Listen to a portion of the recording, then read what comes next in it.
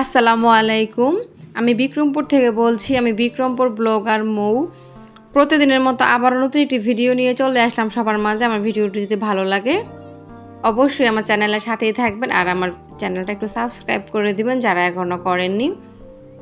আর যারা পূর্বেই করে রেখেছেন তাদের তো অসংখ্য ধন্যবাদ জানাই। আর ভিডিওর শুরুতে সবাইকে একটা রিকোয়েস্ট করি যাতে একটা লাইক দিয়ে দেখা শুরু করেন। এতে দেখা যায় আমার ভিডিওটা সবার কাছে খুব দ্রুত পৌঁছাতে সাহায্য করবে আপনাদের একটা ছোট্ট লাইকের কারণে।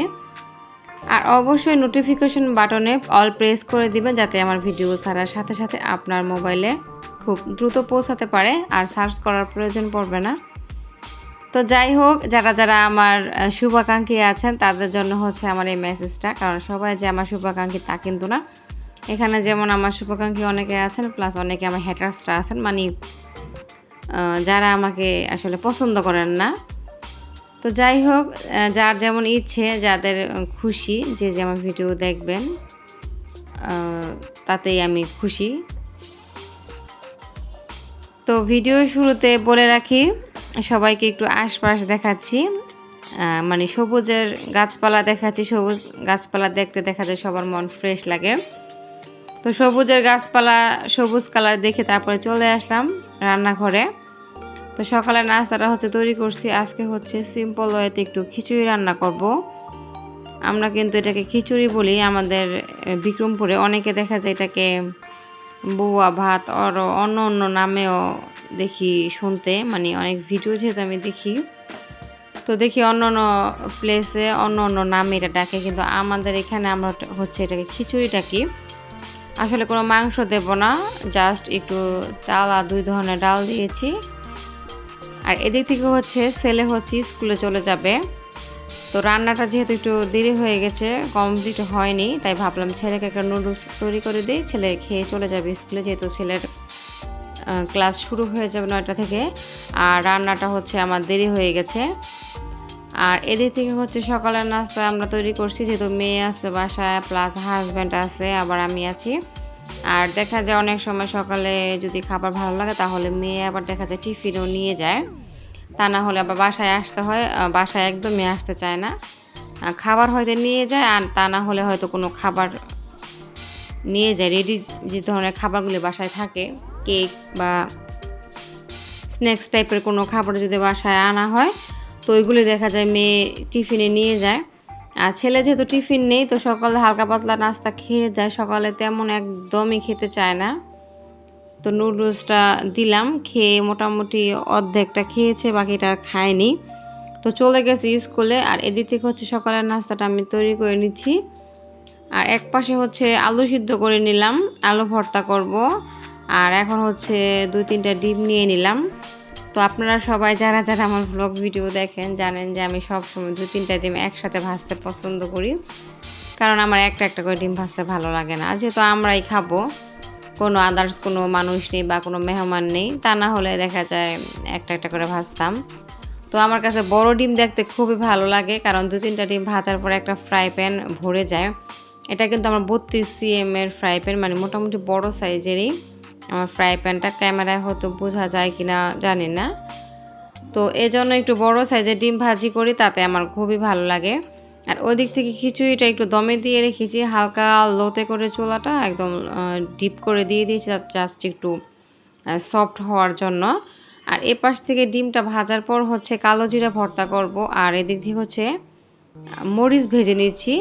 মরিচ দেখা যায় যদি আগে ভেজে রাখি তাহলে দেখা যায় একদম নষ্ট হয়ে যায়, মানে কি বলো এটাকে, আসলে আমার খেয়াল আসছে না এটাকে আমরা কী বলি। আমাদের আঞ্চলিক ভাষায় হচ্ছে আমরা বলি তেনানো যায় এরকম, মানে তারপর ভাঙা যায় না।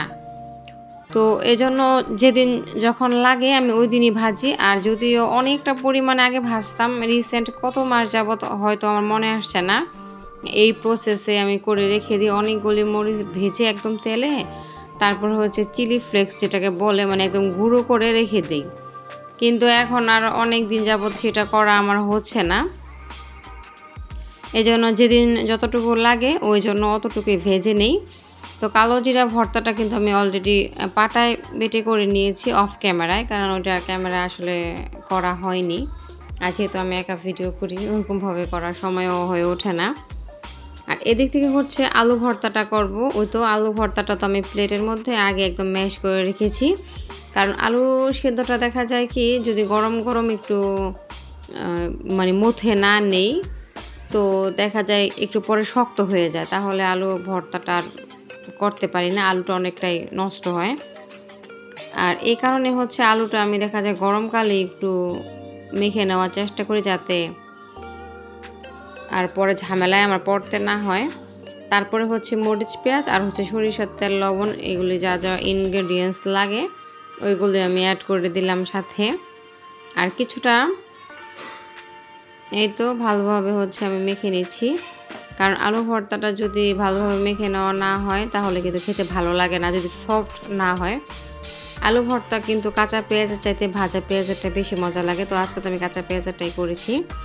আর এদিক থেকে হচ্ছে টেবিলে খাবার দিয়ে দেবো, যেহেতু আমার হাজব্যান্ড আর মেয়ে খেয়ে নেবে, আমিও খাবো।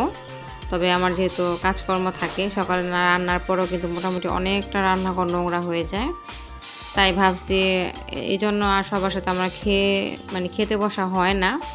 আর আমার হাজব্যান্ড যেহেতু বাসা থেকে চলে যায় তো উনি আগে খাবারটা খেয়ে নেয়, তারপরে আমি কিছুটা গোছগাছ করার পর তারপরে দেখা যায় খেতে বসি। আর এদিক থেকে হচ্ছে সকালে নাস্তাটা তো অলরেডি তৈরি হয়ে গেছে, তো দেখতেই পাচ্ছেন খিচুড়ি রান্না করেছি, মানে খুব লাইটভাবে, কোনো গর্জিয়াস কিছু দিইনি, মানে সিম্পল ওয়েতে। সাথে কিন্তু কিছুটা ধনিয়া পাতা দিয়েছিলাম আর হচ্ছে জিরে গুঁড়ো দিয়েছি, এগুলি না দিলে তো ভালো লাগে না, কাঁচামরিচ, এগুলি সিম্পল যা যা লাগে ঘরোয়া যা যা উপকরণ থাকে তো এগুলি দিয়ে দিয়েছি। আর এখন হচ্ছে আমি খাবারটা খেয়ে নেব। এদিক থেকে হচ্ছে আমার হাজব্যান্ড খেয়ে চলে গেছেন আর এদিক থেকে এখন আমি খাবো। তো কালো জিরা ভর্তা আমার কেন যেন তা তো একটা ভালো লাগে না খেতে, তো কি করব, যদি এখন আমি না খাই তাহলে তো নষ্ট হয়ে যাবে, তো কম বেশি তো খেতেই হবে। তো আপনারা আমার সাথে থাকুন। আর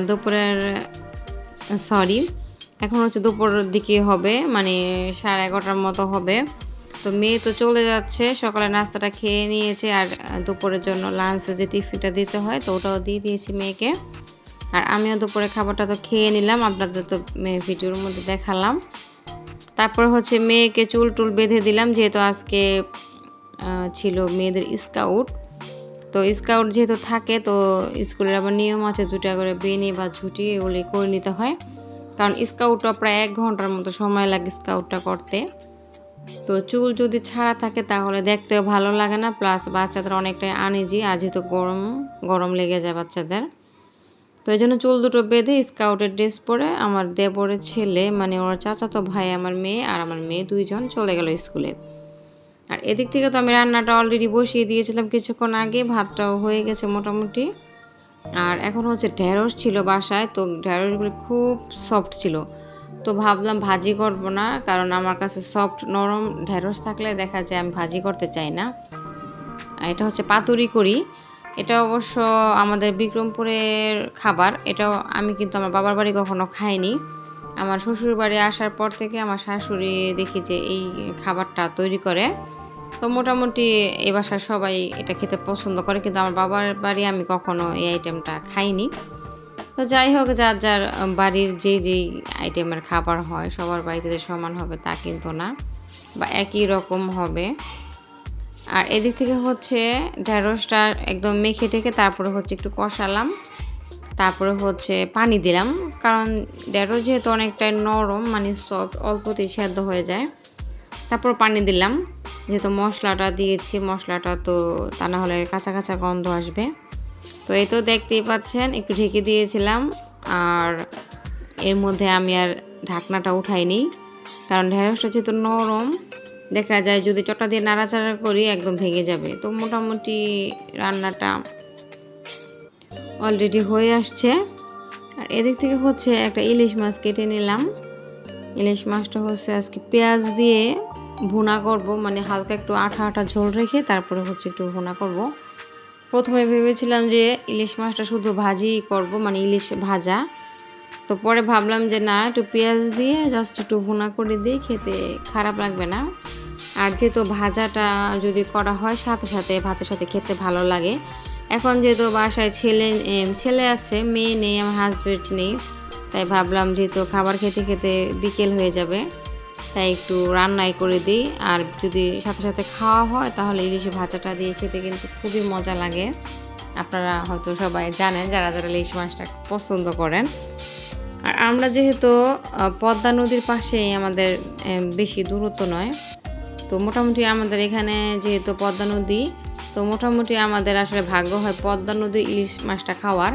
অনেকেরই কিন্তু এই সৌভাগ্যটা হয় না, কারণ যারা অন্য অন্য ডিস্ট্রিক্টে থাকেন বা পদ্মা নদী তাদের কাছে নেই, অন্য অন্য নদী কাছে, কিন্তু তারা কিন্তু সহজেই পদ্মা নদীর ইলিশ মাছটা পান না।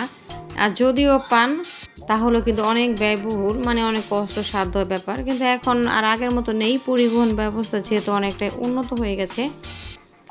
বাংলাদেশের সকল প্রান্তেই দেখা যায় ফ্রোজেনভাবে হলেও পদ্মার ইলিশটা দেখা যায় দ্রুত পৌঁছাতে পারে। আর এখন দেখা যায় নানান ধরনের পেজ আছে, আপনারা দেখা যায় লক্ষ্য করে দেখবেন। আমি অবশ্য দেখি, ঘাটাঘাটি করি, কিন্তু আমি কখনো অর্ডার করিনি। অনেক পেজে আসলে দেখা যায় অনেক ধরনের মাছ আছে, প্লাস পদ্মা নদীর মাছও পাওয়া যায়।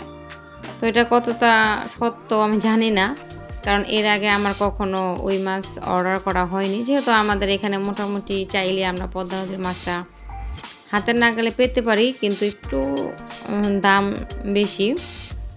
তো কিছু করার নাই, যদি খেতে ইচ্ছে করে দাম দিয়ে তো খেতে হবে। তো এই তো আমার বক বক তো আমি করতেই আছি। এদিক থেকে হচ্ছে কিন্তু আমার ইলিশ মাছটা অলরেডি ভাজাও শেষ। আর এখন হচ্ছে পেঁয়াজটা একটু ভেজে নিলাম। আর আজকে হচ্ছে আমি চিন্তা করছি যে কিছুই দেব না, মানে আদা রসুন বাটা দেব না ইলিশ মাছের সাথে।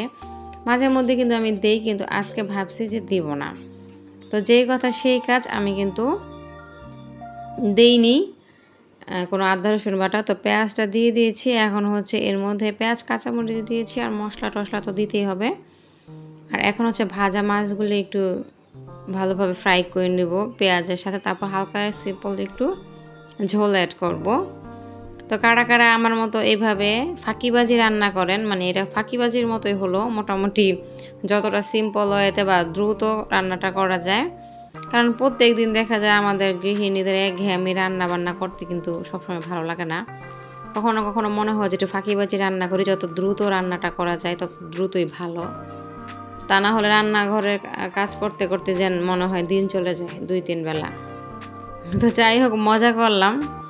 আমাদের যেহেতু কাজকর্ম রান্নাঘরেরই, মেয়েরা মানে রান্নাঘর, ঘর সামলানো, এটা হচ্ছে মেয়েদের একটা আসলে অন্যরকম একটা ফিলস থাকে। আমার আছে, জানি না কার কেমন আছে, আমার কিন্তু ভালোই লাগে। তো মাঝে মাঝে একটু একঘেয়েমি লাগে, মাঝে মাঝে মনে একটু চেঞ্জ হলে ভালো হয়, কিন্তু চেঞ্জ করার তো কোনো ওয়ে নেই। যাই হোক, এই তো রান্না বান্নাটা মোটামুটি কমপ্লিট। খাবারটা আমি এখন সার্ভ করে দিব, কারণ দুপুরের সময় হয়ে গেছে, ছেলেকে খাবার খাইয়ে দেব।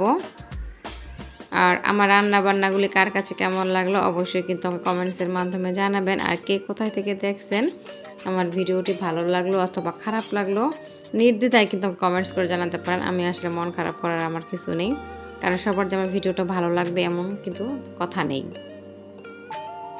তো দুপুরে খাবার দাবার করার পর তো অনেকটা সময় চলে গেছে, এখন হচ্ছে ঠিক সন্ধ্যা টাইম।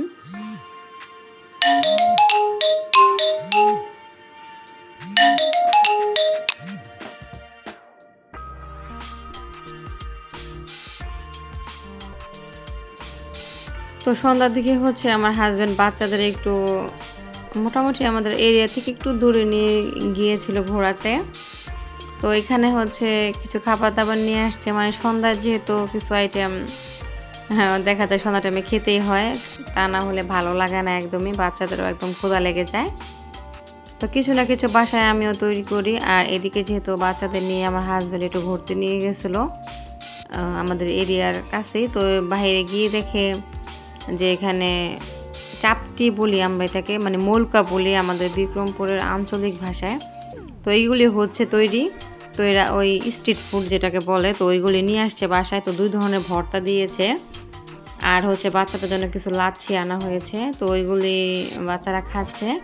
আর এদিক থেকে হচ্ছে আমার হাজব্যান্ড আর আমি হচ্ছি এই চাপটি পিঠাগুলি খাচ্ছি। তো খেতে কিন্তু দারুণ লাগছে, এগুলি আমরা একসময় অনেক খেতাম। আমার মা কিন্তু এটা খুবই তৈরি করতো। আমরা গ্রামে কিন্তু আগে অনেক ধরনের খাবার ছিল না, তো এইগুলি কিন্তু আমরা খেতাম।